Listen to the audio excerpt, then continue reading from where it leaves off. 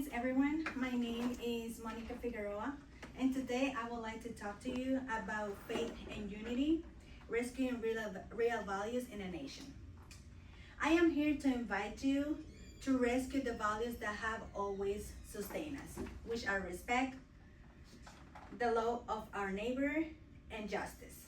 I want us to discover together how faith as confidence in a better future and unity can help us to overcome the division and stop the violence that threatens our present. Today we have gathered very different people, leaders, parents, educators, public servants, community members, among others, with all different perspectives, but we all share something, and is very powerful, which is the concern about polarization, the increase in violence, and the loss of shared values, as we all decide to see our country succeed. Imagine for a moment that we stop seeing labels and see faces, our co-workers, children playing, our neighbor. That would be nice, instead of just seeing shooting on the streets. Studies show that many times we believe that those on the other side think worse of us than they really do. The mirage call that false polarization robs us the possibility of reaching out to each other. Meanwhile, violence continues to grow and take lives every single day. Young people, entire families, and even wounded communities. If we continue to believe that we are too far from each other, we will never be able to feel this pain together. Today, I invite you as nation to secure those essential values, which are respect, the love of our neighbor, and justice, using faith and unity as those engines to give us the power to continue to prevent violence and discover a common purpose. For all of this, the following are necessary. First, we need to understand the root of the problem.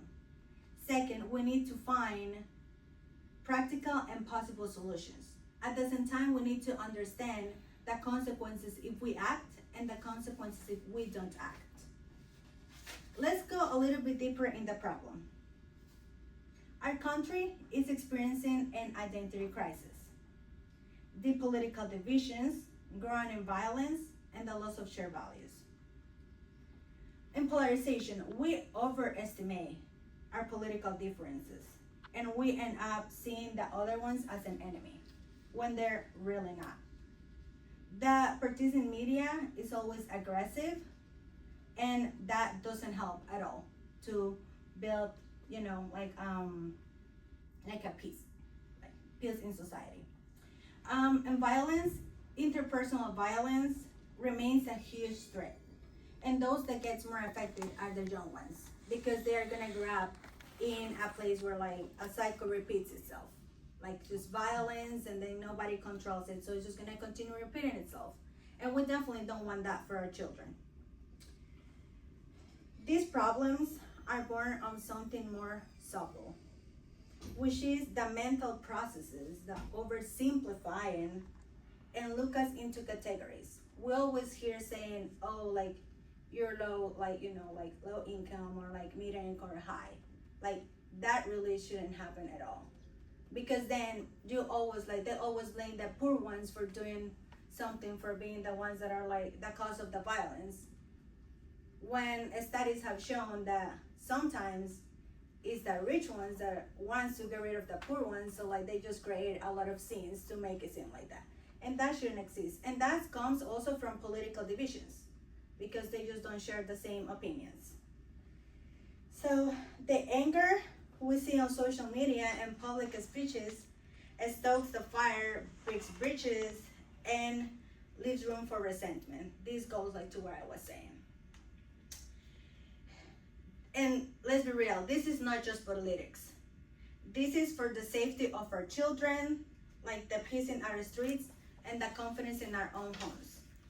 Because lately, like even in our own homes, we feel like we need to get cameras to see who comes to the door and who doesn't. Before, that didn't happen. So that is hope. it's definitely hope, even when we don't see it. When people know the real facts about the opinion of others, they are moderated. We need spaces for face-to-face conversations when we can see each other as a person and as an adversary.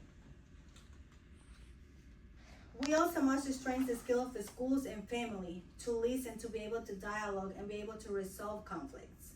This is something that I feel like schools need to implement as well, because we cannot just do it just in our homes. The schools need to support that fact as well. Programs that support parents, home visits, early childhood education, all of these protects the youngest and most vulnerable. We also need living neighborhoods with parks, opportunities, support network places where there is peace. Because how many times we see on the news, like almost daily, like, hey, there's been a shooting in this community or on this street. Like, people don't feel safe. Like, I will put my kids, like, we don't want to move from the area we are right now because it's fine. Like, we feel like we move to another area, we just see shooting around there. So we definitely don't want that. The evidence backs it up.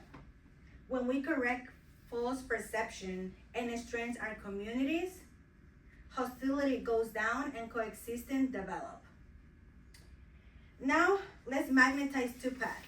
The path if we act.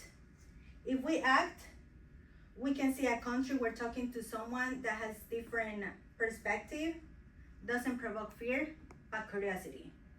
A country where children grow up without the shadow of violence, and a country where respect and cooperation are the common language. What happens if we don't act?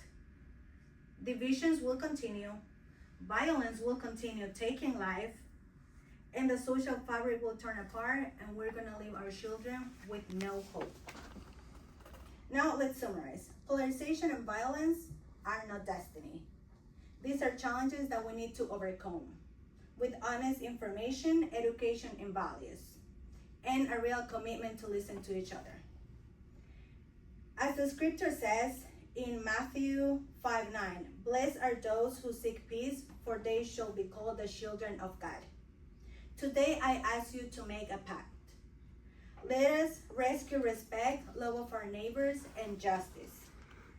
Let's use faith and unity to make the United States of America a place where we can all recognize each other as a part of the same purpose. Thank you so much. All right, now.